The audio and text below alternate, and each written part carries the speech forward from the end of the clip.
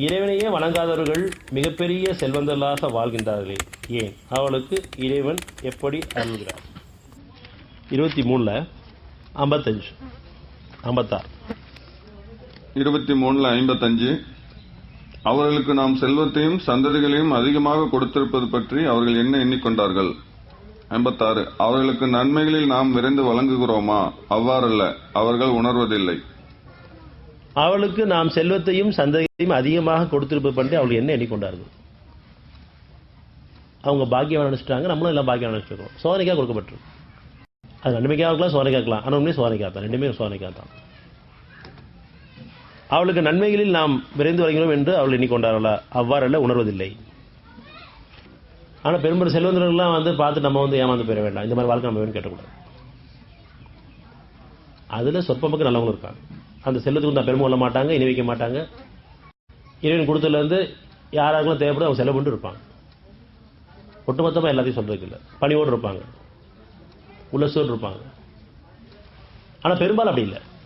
பெரும்பாலும் செல்வந்தர்கள் எல்லாமே பெருமையில் இருப்பாங்க, இணை வச்சு வாழ்வாங்க, ஆணவத்தில் இருப்பாங்க, அகபாவத்தில் இருப்பாங்க, அடிமைத்தன்மை நடத்துவாங்க. ஆனால் அவங்கள பக்கம் கண்கள் நீட்டாதீங்க, இந்த வாழ்க்கை எனக்கு வேணும்னு கேட்டாரு. 20 131 131 132 இன்னும் அவர்களில் சில பிரிவினர் சுகம் அனுபவிக்க நாம் விதித்திருப்பதன் பக்கம் உமது கண்களை நீட்டாதீர்.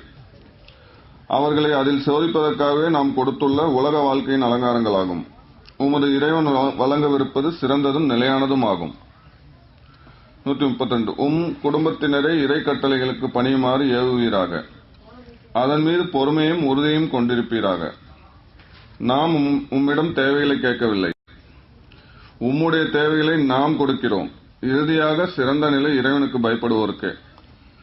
இன்னும் அவர்களில் சில பிரிவினருக்கு சுகம் அனுபவிக்க நாம் வீத்திருப்பதன் பக்கம் உமது கண்கள் நீட்டாது. கண்கள் நீட்டாது, எண்ணத்துக்குள்ள போயிடாது. கண்கள் நீட்டு எண்ணத்துக்குள்ள போயிட வேண்டாம். இந்த மாதிரி வாழ்க்கை வேணும் நினைச்சிட வேண்டாம்.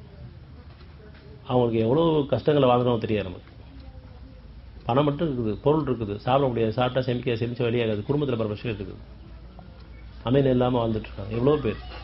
அமைதி நிம்மதி இல்லாமல், ஆரோக்கியம் இல்லாமல், கடைசியில் என்னை கருணை குழப்படினு சொல்லியிருக்காங்க. நிறைய செல்வங்கள் இருக்குது. இல்லைன்னு சொன்னால் அமைதி இல்லாமல் வீட்டு வெளியே போய், ஊரோட்டு வெளியே போய், நாட்டு வெளியே போய், கடைசியில் உலகத்துடைய பொருளுக்கு சூசைட் பண்ணிக்கிறாங்க. அந்த வாழ்க்கை நமக்கு வேணுமா? நோயற்ற வாழ்வே குறைவற்ற செல்வங்கிற அந்த செல்வ வாழ வச்சுட்டு இருக்கும்போது நம்ம நன்றி எடுத்த நம்ம அந்த பக்கம் பார்த்து இந்த வாழ்க்கை வேணும் கேட்டோம்னு சொன்னால், அதையும் நம்ம அனுமதிச்சிட்டான்னு சொன்னால் இந்த அமைதி போயிடும், இந்த நிம்மதி போயிடும், இந்த ஆரோக்கியம் போயிடும்.